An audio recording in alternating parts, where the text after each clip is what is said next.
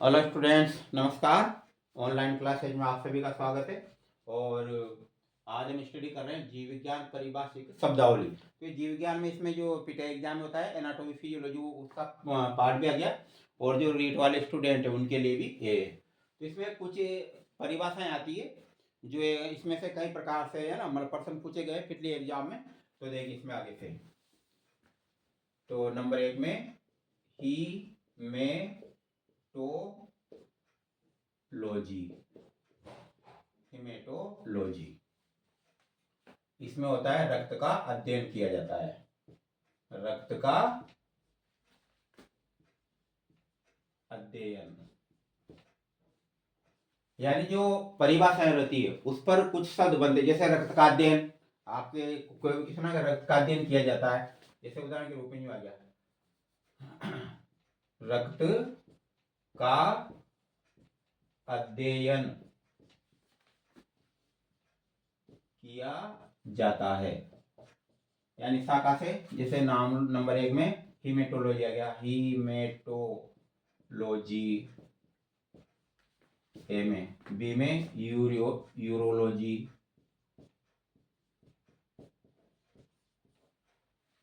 सी में आ गया कार्डियोलॉजी,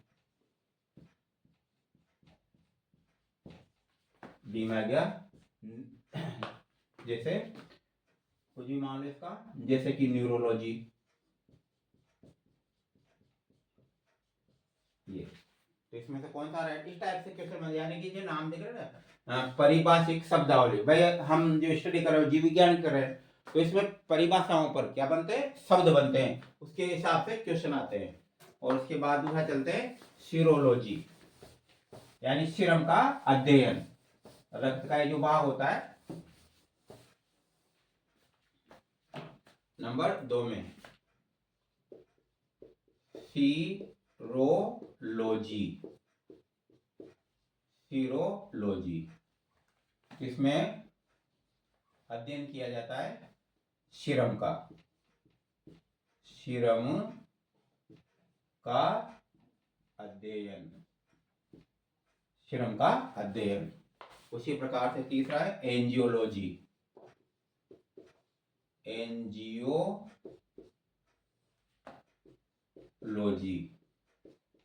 तो जो एंजियोलॉजी होती है इसमें किया जाता है रुधिर का, रक्त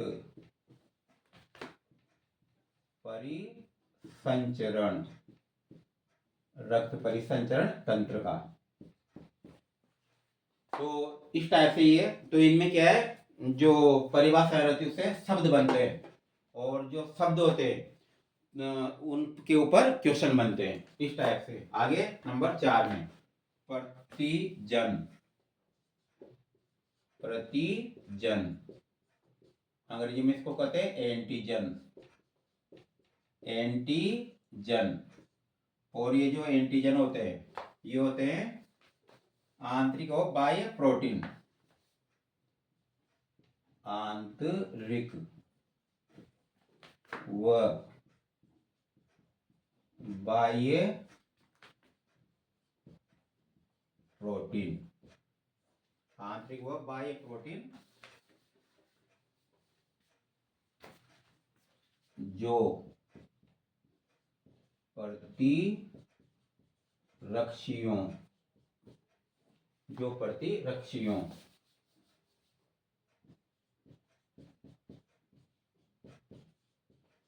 प्रतिरक्षियों के निर्माण को प्रेरित करते हैं। तो यहाँ पर देखिए प्रतिजन यानी एंटीजन, तो आंतरिक और बाह्य प्रोटीन होते हैं जो प्रतिरक्षियों के निर्माण को क्या करते हैं? प्रेरित करते हैं। सामान्य रूप से देखा जाए तो अर्थ ये होता है कि कोई भी, जैसे मानव शरीर है, मानव शरीर, अब इस शरीर में जैसे अंदर की तरफ कोई भी हानिकारक प्रभाव उत्पन्न हो गया, तो उसके फलस्वरूप क्या है, जैसे मल बना, आंतरिक अंत प्रोटीन बना, अंत प्रोटीन, या कोई भी हानिकारक प्रभाव मल पदार्थ जो कोई भी बैक्टीरिया और जीवाणु किस टाइप, मतलब जीवाणु बैक्टीरिया या वायरस कोई भी प्रवेश किए तो वह बाह्य, तो हानिकारक पदार्थ हो या फिर जीवाणु हो, तो इनको नष्ट करने के लिए हमारे शरीर में क्या बनते हैं, प्रतिरक्षी बनते हैं, जिसको कहते हैं एंटीबॉडीज। तो एंटीबॉडीज का निर्माण होता है, तो वो एंटीबॉडीज जो है इनको समाप्त कर देते हैं। तो एंटीबॉडीज की जो है वो तो बाद में बनेंगे, लेकिन इनके निर्माण को प्रेरित करते हैं ये। तो कौन से प्रतिजन यानी कि एंटीजन होते हैं ये, इस प्रकार से ये कहलाते हैं।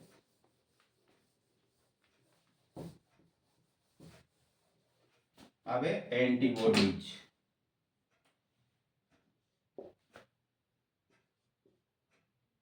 यानी हिंदी में प्रतिरक्षी,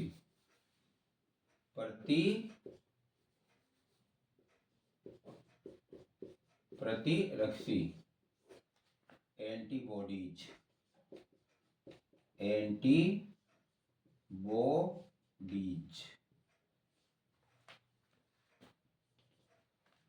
तो ये प्रतिरक्षियों का मतलब होता है कि हमारे शरीर में जो ये प्रतिजन बनते हैं ना, एंटीजन, उनके विरुद्ध क्या करते हैं, प्रकार से सुरक्षा प्रदान करते हैं ये। तो प्रतिरक्षियों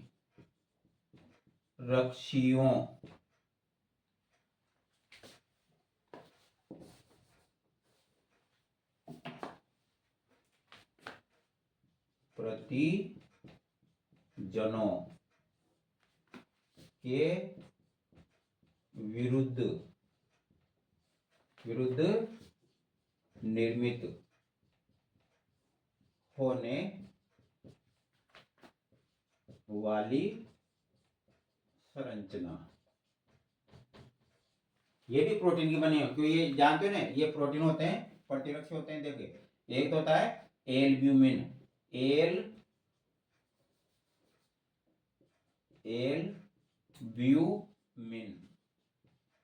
एल्ब्यूमिन, और दूसरा होता है alpha beta gamma globulin,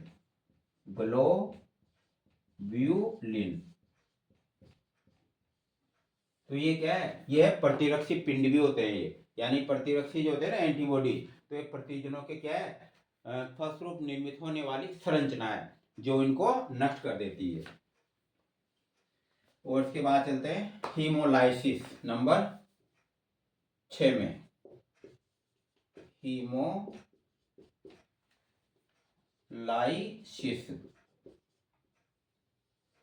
haemolysis RBC के नष्ट होने की प्रक्रिया, मतलब आरबीसी जो होती है ना, उसके नष्ट होने की प्रक्रिया। याद रखिए, आरबीसी जो होती है, आरबीसी, एक बार पीटे एग्जाम में आरबीसी का नाम ही पूछ लेता, आरबीसी का दूसरा नाम यानी लाल रक्त कणिकाओं का दूसरा नाम क्या होता है। तो आरबीसी को देखिए, कहते हैं रक्ताणु। इनको जो है एरिथ्रोसाइट भी कहते हैं, इनको एरिथ्रोसाइट भी कहते हैं। तो आरबीसी रेड ब्लड सेल है ना, रक्ताणु, और एरिथ्रोसाइट भी कहा जाता है इनको। इस प्रकार से जो है ये लाल रक्त कणिकाएं होती है। तो इनके जब ये देखिए, लाल रक्त कणिकाओं में जानते हो ना आप, केंद्रक नहीं पाया जाता है, और उसकी जगह क्या होता है, ये हीमोग्लोबिन होता है, ये HB हीमोग्लोबिन। तो आरबीसी केंद्रक रहित होती है, उसकी पूरी जगह कौन घेर लेता है, हीमोग्लोबिन, क्योंकि हीमोग्लोबिन को क्या करना होता है, O2 और CO2 का क्या करना पड़ता है, इसको परिवहन करना पड़ता है। इस प्रकार से ये संरचना है ये। तो कहने का अर्थ है कि जो हीमोग्लोबिन जब टूटता है, यानी स्वाभाविक है आरबीसी टूटेगी तो हीमोग्लोबिन टूटेगा, इसलिए किस नाम से जानते हैं इसको, हीमोलाइसिस के नाम से जानते हैं। इसके बाद में रक्त प्रतिस्कंदन, ऊपर लेते हैं इसको।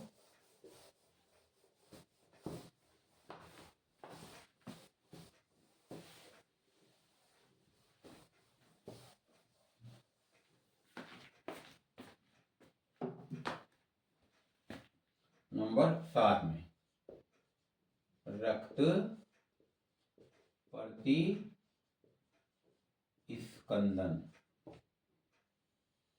और इसके पहले एक शब्द था रक्त स्कंदन, पहले उसका देखते हैं रक्त स्कंदन को, यानी रक्त का थक्का जमना। रक्त स्कंदन, रक्त स्कंदन, इसको कहेंगे रुधिर का, यानी चोट लगने पर रक्त का थक्का जमना। चोट लगने पर रक्त का थक्का जमना, थक्का जमना, इस प्रक्रिया को क्या कहते हैं? रक्त स्कंदन कहते हैं। इसके बाद चलते हैं हीमोलाइसिस, ये तो हीमोलाइसिस तो ही क्या आता है ना। इसके बाद है प्रतिस्कंदन, नंबर 8 में प्रतिस्कंदन, यानी रक्त का थक्का बनने से रोकना। रक्त का थक्का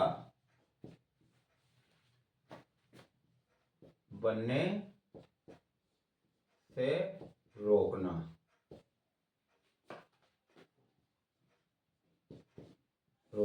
यानी रक्त का जो थक्का बनता है ना उससे बनने से रोकना। इसमें ज्यादातर कौन काम होता है? हीपेरिन, हीपेरिन। ये हमारे लीवर यकृत द्वारा भी ये संश्लेषित होता है और बार इंजेक्शन भी लगाया जाता है। हीपेरिन के कई रूप होते हैं ब्रांडेड के रूप में मार्केट में।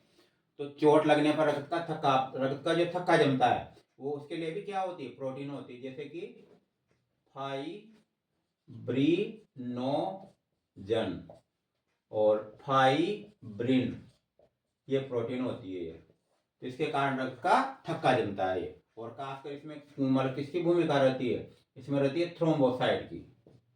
थ्रोम्बोसाइट, इसी को क्या कहते हैं? थ्रोम्बोसाइट, इसी को क्या कहते हैं? प्लेटिलेट भी कहते हैं, प्लेटिलेट भी। तो इनकी महत्वपूर्ण भूमिका होती है। इसके बाद चलते हैं हीमोफीलिया।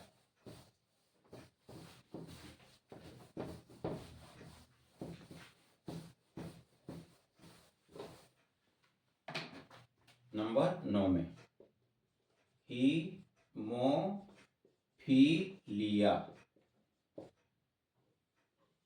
तो ये भी एक प्रकार का रोग है। इसमें रक्त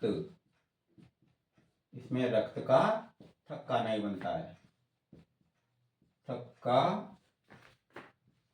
नहीं बनता है। देखिए अब हम सामान्य जानते हैं कि हमारे शरीर में चोट लगती है तो रक्त का थक्का बन जाता है सामान्य कुछ देर बाद, यानी 3 से जो मानते हैं 12 मिनट तक होता है समय। तो सामान्य चोट लगने पर रक्त का थक्का जम जाता है। सभी प्राणियों में ये गुण पाया जाता है। लेकिन हीमोफीलिया से जो ग्रसित रोगी होता है उसमें रक्त का थक्का नहीं जमता है ये, और लगातार रुधिर बहता रहता है और उसके कारण मृत्यु भी हो जाती है। इस प्रकार का ये एक प्रकार से क्या है? ये आनुवंशिक रोग है ये, यानी एक पीढ़ी से दूसरी पीढ़ी में जाता है। आनुवंशिक रोग भी है, यानी एक पीढ़ी से दूसरी पीढ़ी में जाया जाता है, बन जाता है। इसमें जो मेन क्या होता है, जो जीन रहता है ना वो एक्स गुणसूत्र पर पाया जाता है। ये जीन जो है मानव का जो एक्स गुणसूत्र पर पाया जाता है, इसका जीन, इसका हीमोफीलिया का। इसको क्या कहते हैं? शाही रोग भी कहते हैं, शाही रोग। शाही रोग, शाही रोग क्यों कहते हैं शाही रोग? सर्वप्रथम ये इंग्लैंड की जो महारानी थी उसके परिवार में खोजा गया था और बाद में पता लगा कि जहाँ भी उस शाही परिवार के जैसे शादी संबंध हुए तो उसमें ये रोग फैला, फिर यानी मतलब आनुवंशिक रूप से एक पीढ़ी से दूसरी पीढ़ी में गया है। तो इसको शाही रोग भी कहा जाता है, क्योंकि सर्वप्रथम क्या है ये वहां पर खोजा गया था शाही परिवार में, इसलिए इसमें कहा जाता है। इसके बाद में नंबर 10 में, और नंबर 10 में जैसे एक और हो गई sickle cell anaemia. Sickle cell anaemia, sickle cell anaemia, ये भी आनुवंशिक रोग है। इसमें जो है आरबीसी होती है, आरबीसी, वह दराती या अशियाकार हो जाती है। कौन? आरबीसी। दराती मतलब जो सामान्य गांव में देखे होगे ना, जो घास वास काटते हैं, फसल काटते हैं, ये दराती है, ये इस टाइप से ये। तो जो जबकि डब्ल्यू इसका आरबीसी का आकार तो गोल रहता है ये, लेकिन इसका आकार ये पिचक जाती है, मतलब इस टाइप से हो जाती है। तो ये ऑक्सीजन का परिवहन नहीं हो पाएगा, और ऑक्सीजन का परिवहन नहीं होगा तो फिर क्या हो जाएगा? रोगी की मृत्यु हो जाएगी दम घुटने से। तो सिकिल सेल एनीमिया, ये भी क्या एक प्रकार का आनुवंशिक रोग है, आनुवंशिक रोग है, जो एक पीढ़ी से दूसरी पीढ़ी में जाता है। इसमें आपको मैंने बताया दिया, इसमें कभी भी रक्त का थक्का नहीं जमता है इसमें चोट लगने पर, और रोगी की मृत्यु हो सकती है। आनुवंशिक रोग होता है, एक पीढ़ी से दूसरी पीढ़ी में जाता है, और इसे शाही रोग भी कहते हैं। इसका जीन एक गुणसूत्र पाया जाता है। सिकिल सेल एनीमिया जो होता है, वह इसमें क्या होता है, आरबीसी पिचक करके दराती के समान या अशियाकार हो जाती है, जिसके कारण O2 का परिवहन नहीं हो पाता है, और O2 का परिवहन नहीं होएगा तो फिर क्या हो जाएगा? श्वसन में प्रॉब्लम आएगी, यानी दम घुटने से रोगी की क्या हो जाती है? मृत्यु हो जाती है। और इसे आनुवंशिक रोग भी कहा जाता है, यानी आनुवंशिक रोग भी एक प्रकार का है, एक पीढ़ी से दूसरी पीढ़ी में जाता है। बाकी कल स्टडी करेंगे।